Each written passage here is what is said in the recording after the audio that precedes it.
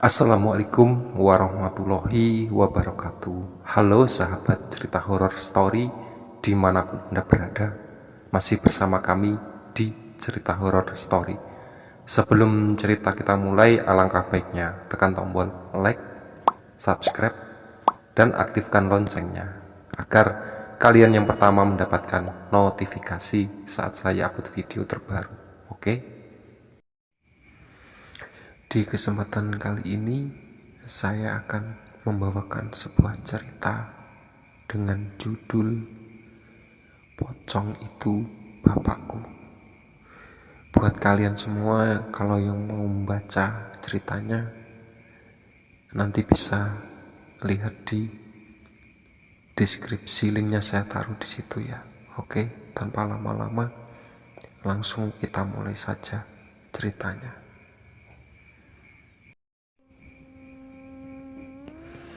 Maling, maling, tolong, ada begal, tolong, motor saya dirampok. Suara teriakan wanita di tengah malam buta seketika membuat jiwa-jiwa yang sedang tenang dan tertidur di dalam rumah terbangun. Para warga dan beberapa orang penjaga malam berlarian ke arah suara. Sebagian mengejar motor yang meleset dengan kecepatan tinggi. Beruntung saat kejadian warga masih banyak terjaga karena tadarusan dan berkumpul di masjid dekat kejadian. Motor yang dikejar begitu kencang, serentak dengan suara menggema warga yang mengejar. Sang pengendara motor yang dikejar semakin panik karena jarak dengan warga yang mengejar memakai motor dalam jumlah banyak menyiutkan nyalinya.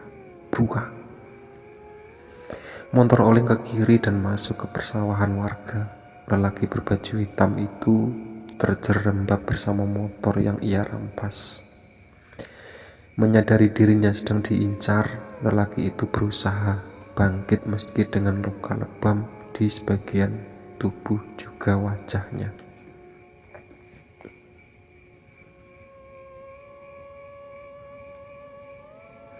Ia berusaha keras untuk melarikan diri meski terpincang dengan degup jantung yang berdetak kencang. Di antara sepinya sawah, kegelapan malam yang mencekam, ia beralih lintang pukang ke sembarang arah, mencoba menghindari kejaran warga dan berupaya keras untuk bisa selamat.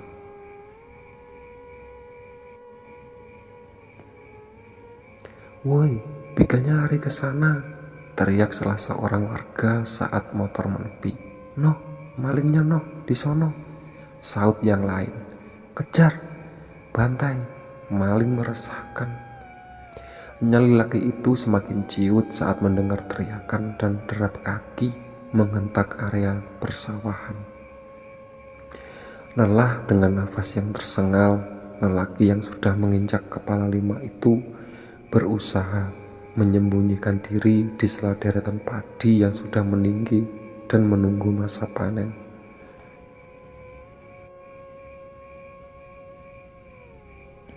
Keringat dingin mengucur deras disertai bunyi napas yang satu-satu.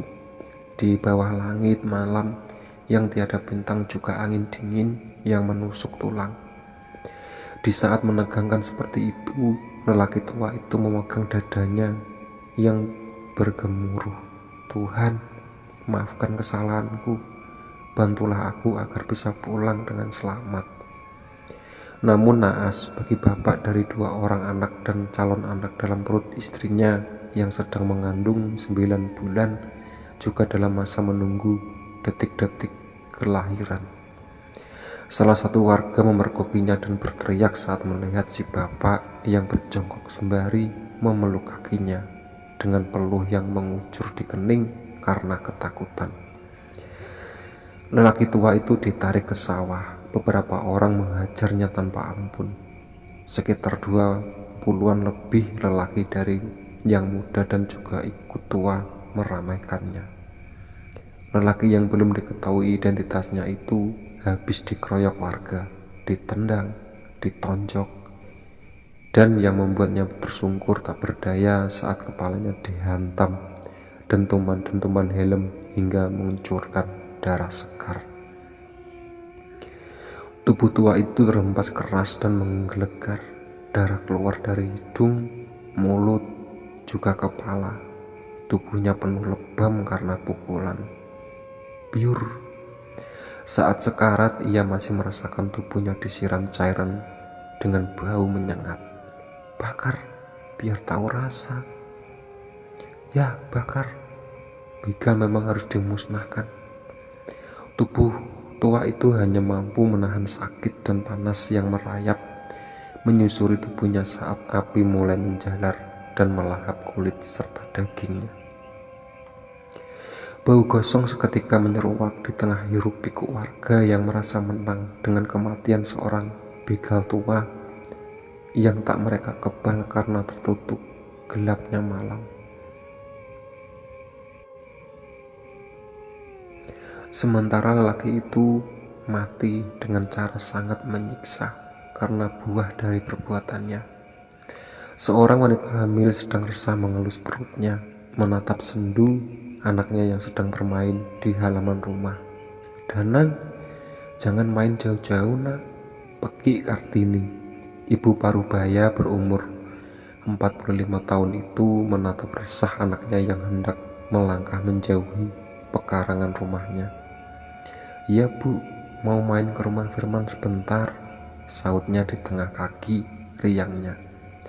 Ibu itu mendesah, berusaha bangkit dari duduknya dengan susah payah. Perutnya yang begah terasa semakin merepotkan. Tubuh kurus berbalut tulang itu melangkah masuk. Perutnya sudah mulai lapar dan sedari tadi keroncongan. Suara lantunan ayat Quran terasa merdu dan menyejukkan hati yang sedari tadi gundah. Kartini tersenyum melihat anak perempuannya indah, begitu fasih mengumandangkan bait demi bait ayat dengan suara merdunya. "Masya Allah anak ibu," ucapnya bangga. Ia kembali mengelus perutnya. Kembali rasa lapar menyerang. Di bulan puasa ini, Ibu Kartini tak berpuasa. Ia yang sedang mengandung 9 bulan itu selalu merasa lapar. Ibu Kartini melanjutkan langkahnya ke arah dapur, mengangkat tudung saji dan melihat isi dalamnya. Hatinya teriris saat melihat potongan singkong rebus. Ya, hanya singkong rebus tanpa dampingan. Hanya itu yang bisa ia olah selama beberapa hari ini. Beruntung ia rajin menanam singkong di kebun belakang rumahnya. Kebun sekitar 3 tumpuk tanah itu warisan kedua orang tuanya sebelum mereka dipanggil yang kuasa. Saat membantu saat beras dan lauk pauk tak tersedia di rumah seperti saat ini. Ia mendesah, air mata tanpa sadar jatuh di ujung mata, memikirkan nasibnya yang jauh dari kata bahagia. Punya suami yang malas bekerja, sukanya minum minuman keras dan berjudi. Setiap hari nongkrong di pasar malakin warga. Suami seorang preman, kadang ia merasa resah dan takut menggunakan uangnya.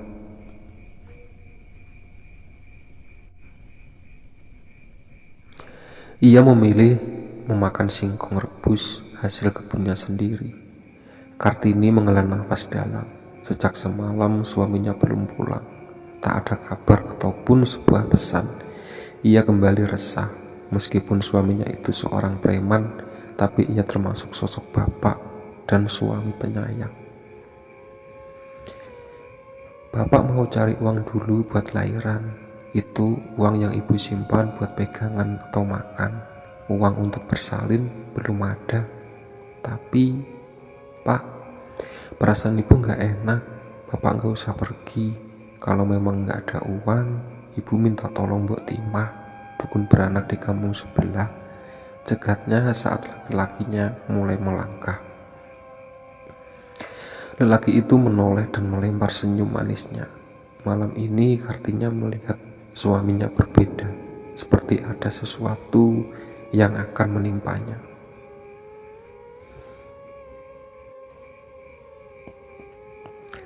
Kartini mendekat dan memeluk tubuh kurus suaminya erat. "Hati-hati, Pak." Tangan kekar suaminya mengelus pucuk kepalanya. "Sayang, jaga diri dan anak-anak kita ya, Bu. Bapak sayang Ibu." Satu kecupan ia langkahkan sebelum pergi. Ia bergegas pergi saat suara deru kendaraan roda 2 terdengar menderu di pekarangan rumahnya. Kartini hanya bisa menatap nanar kepergian suaminya hingga menghilang di kegelapan malam. Mengingat itu, Kartini merasa nafasnya sesak. Rasa khawatir kian menusuk batinnya. "Bu," sebuah usapan lembut di tangan membuat terjingat. "Indah." Kartini berbalik dan melihat senyum di wajah anak gadisnya itu. "Ibu kenapa?" Indah lihat dari tadi melamun saja. "Ibu mikirkan nasib bapakmu, Nak. Dari semalam belum pulang," gumamnya. "Bu." Indah mengurungkan niatnya untuk berbicara saat mendengar suara riuh di depan rumahnya. Seketika Kartini dan Indah melangkah bergegas ke arah depan rumahnya, di mana sudah banyak orang berkerumun dengan wajah yang sulit diartikan. Batin Bu Kartini langsung bergejolak. Apa yang terjadi dengan anaknya Danang?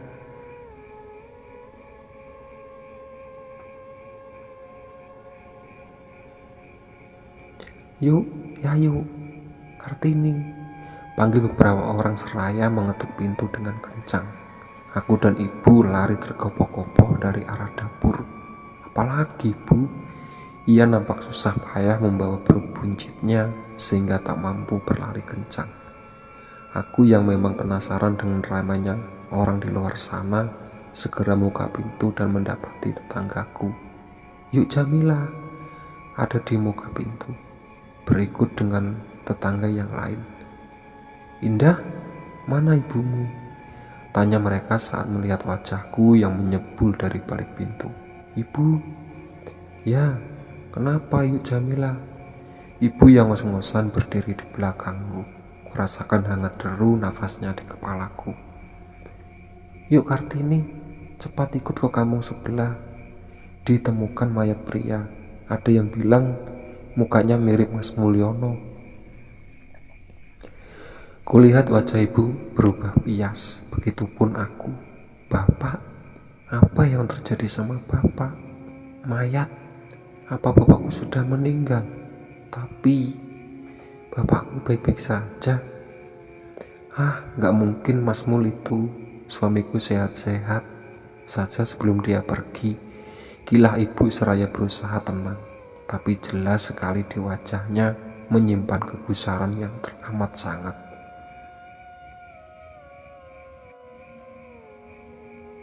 "Memang belum tentu Mas Mul, soalnya mayatnya itu sebagian tubuhnya gosong, wajahnya yang kelihatan separuh. Makanya kita lihat sama-sama. Kalau bukan Mas Yono, ya yuk bisa tenang." "Oh ya, Mas Mul ada di rumah enggak?" seru yang lainnya. Ibu menggeleng pelan. "Dari semalam belum pulang," jawabnya.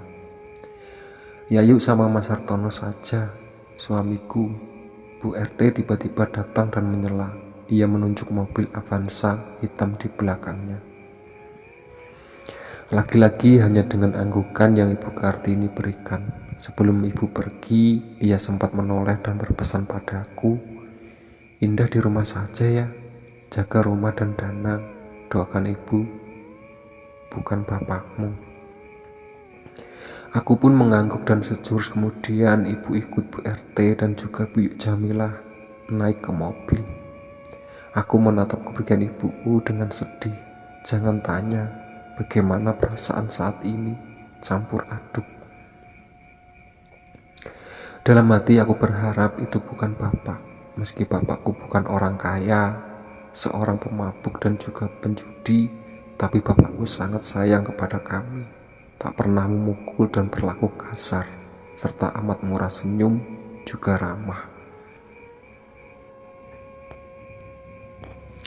Aku dan bapak juga dekat, Apalagi dengan Danang. Kalau bapak lagi punya kerjaan, aku pun permintaan, kami pasti dituruti. Cuma yang kusesalkan, hingga memasuki usianya yang menginjak kepala 5, bapak tak kunjung mau melaksanakan perintah agama, yaitu sholat. Sangat anti. Ibu sudah capek menasihatinya, termasuk aku, tapi hati bapak terlalu keras untuk sebuah ajakan sholat. Prinsip bapak, yang penting bapak tidak selingkuh dan menduakan ibu.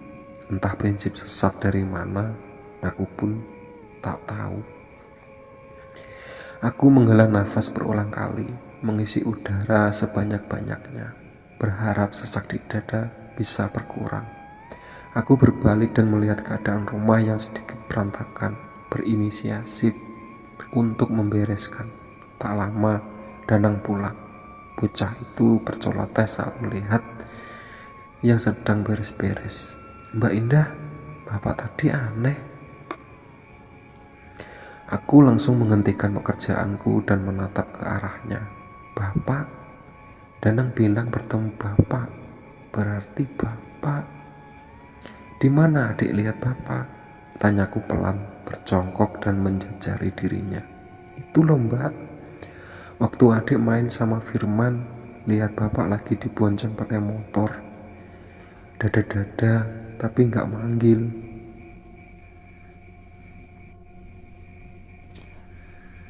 Aku terdiam sejenak menatap ke arahnya.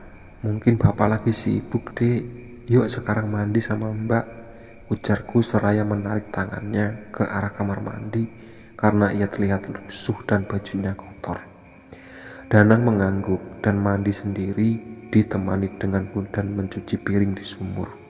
Prak! Aku termengangu saat salah satu piring terjatuh tanpa sengaja, meleset begitu saja dari tanganku yang licin bersabun. Aku menatap nanar pecahan kaca yang berhamburan tepat di depanku. Perasaanku seketika tak enak, berharap kemalangan jauh dari keluargaku. Baru saja hendak membersihkan piring, Danang berteriak di kamar mandi. Aku berlarian ke arahnya, melihat adik bungsuku itu merapatkan dirinya di pojok ruangan dengan wajah cemasnya.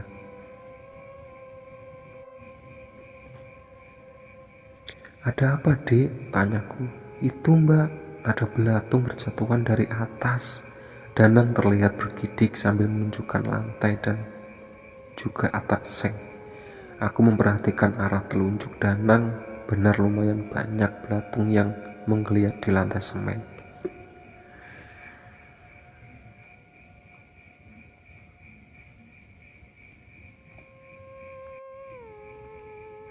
Aku bergeser dan memperhatikan atap. Tak tercium bau bangkai sedikit pun. Jika memang ada belatung, kemungkinan ada bangkai di atas. "Udah, pakai baju sana, ntar masuk angin," suruhku saat kulihat Danang mulai menggigil. Bocah itu menurut dan berlari kecil menuju kamar. Aku kembali melangkah ke arah sumur. Tiba-tiba indera penciumanku menatap bau gosong yang sedang menyengat. Mataku menyisir ke arah dapur.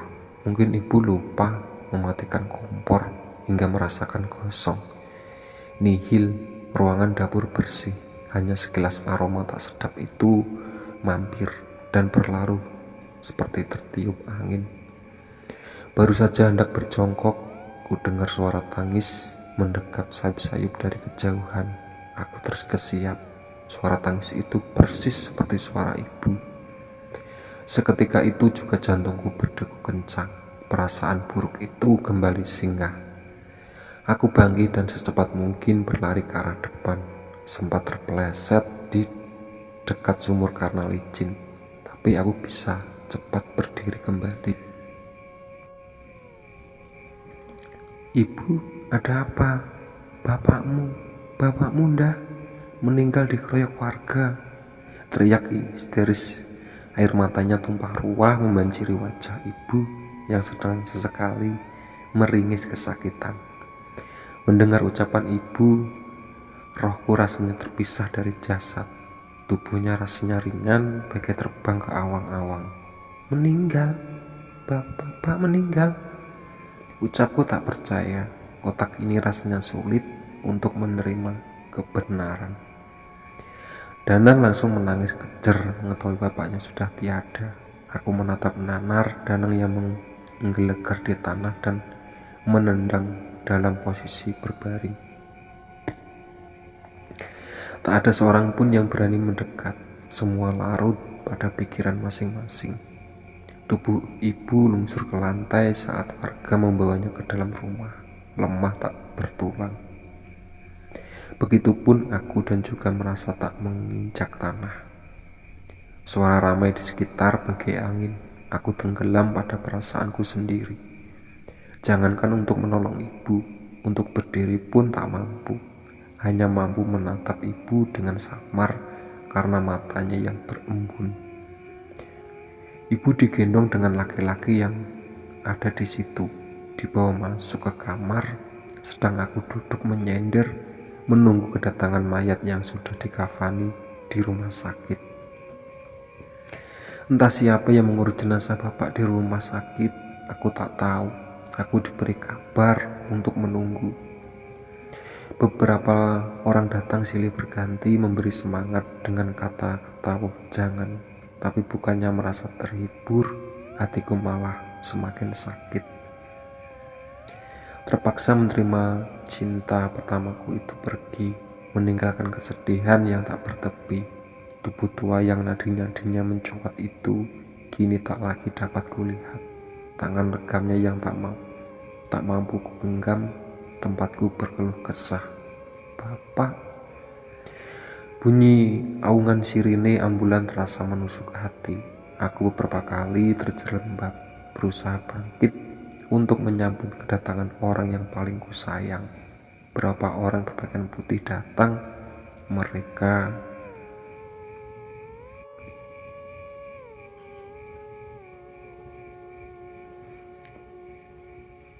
Mereka menggotong keranda dengan tubuh kaku yang sudah terbalut kain kafan di dalamnya. Aku mencoba bangkit, berniat untuk menyambut cinta pertamaku dengan sepenuh hati sebelum berpisah untuk terakhir kali. Namun, lagi-lagi tubuhku meluruh bagai lumpuh. Hanya isakan dan raungan yang keluar dari mulut menyebut namanya. Bapak. Tangisan Danang pecah saat keranda dibawa masuk ke dalam rumah.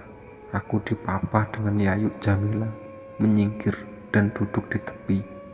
Danang, panggilku Danang. Adikku itu menangis meraung di dekat jasad bapak yang sudah kaku saat jasad itu dipindahkan dari keranda. Bapak. Ia kembali histeris di samping jasad bapak, memeluk tubuh kaku itu dengan erat. Bapak. Derai air mata tak lagi mampu kutahan saat jasad itu kini telah berbaring di hadapan. Tubuhku terasa lemah hingga untuk mendekat pun aku harus merangkak. Bapak. Tubuhku lalu didekap dari belakang saat aku menyentuh tubuh bapak. Lepasin. Indah mau meluk bapak. Aku meronta dan berontak. Sabar, Nda, kendalikan dirimu. Seseorang itu berusaha membuatku tenang. Lihat bapakmu, Nda, dia sangat kesakitan. Jangan buat bapakmu tambah sakit. Seorang itu mengelus pundakku. Aku terdiam. Tangan lembut wanita itu mengusap pelan pipiku.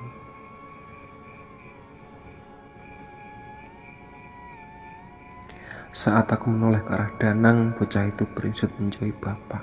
Aku heran, kenapa ia tiba-tiba terdiam dan wajahnya ketakutan. Bukankah ia tadi menangis? Dan rasa penasaran itu terjawab ketika mataku tertuju pada wajah bapak yang separuh menghitam gosong dengan mata yang melotot. Darahku seketika berdesir. Mengapa wajah bapak jadi begitu mengerikan? Melihatku tenang dan menatap bapak terpaku membuat wanita yang tadi memeluk melepas pelukannya. Tutupi wajahmu, Nda. Sebelum bapak orang yang melihat dan menjadi pergunjingan warga, serunya memerintahku. Susah payah aku bernafas. Melihat wajah bapak membuatku sesak dan pedih menggerogoti hati. Aku meluruh dan tangisanku kembali tumpah. Tanganku bergetar saat menyentuh kait panjang dan hendak menutupi wajah tua yang selalu mengurai senyum untukku. Bapak, siapa yang manusia yang tega berbuat ini sama bapak? Bapak, Indah tak terima melihat bapak seperti ini. Bapak, mereka memang biadab. Caci maki itu begitu saja keluar dari mulutnya. Merasa hidup ini tak adil bagiku. Wajah kosong itu kemudian kututup dengan kain panjang berwarna coklat, tanpa rasa takut, tanpa rasa kiku sedikit pun. Hanya tangis yang seolah pernah surut dan menganak sungai di pelupuk mata. Bapak, kucing hitam melesat melangkahi dada bapak. Entah kucing siapa, dari mana, tapi kejadian itu sontak membuat jantungku hampir saja terlontar keluar. Astagfirullah, semoga tidak menimbulkan sesuatu yang mengerikan, gumam seorang yang berada di belakangku.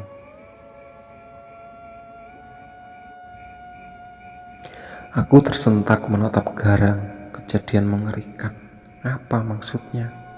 Karena ucapan bapak tadi, semua orang menjadi panik, riuh, rendah, suara orang-orang yang berada tepat, dan sebagian pelayat di rumah. Hatiku bertambah sakit. Apalagi ibu takku juga siuman dan masih berada di dalam kamar. Sedang Danang masih menekuk kakinya dan tak banyak bicara. Sudah, ayo segera disemayamkan. Kasihan Pak Mul kalau lama-lama menjadi bahan gunjingan. Pak Ustadz yang dari tadi duduk di luar memberi perintah, hingga orang-orang yang tadi sempat menggibah berdiri serentak dan bersiap-siap membawa jenazah bapak menuju pemakaman. Pak, jangan tinggalin ibu, Pak. Terdengar suara raungan ibu dari kamar. Aku bingung antara mengantar bapak atau menunggu ibu di dalam kamar. Akhirnya aku memilih ikut mengantar bapak ke peristirahatan terakhirnya, sementara ibu ditemani dengan Mbak Jamila, tetangga samping rumah. Perjalanan ke area perkuburan tidak jauh, berjalan sekitar 10 menit biasanya sudah sampai. Namun terasa amat lama dan panjang bagiku. Bayangan-bayangan bapak bermain di kepalaku. Usapan lembut di kepala dan senyum hangatnya masih kurasa.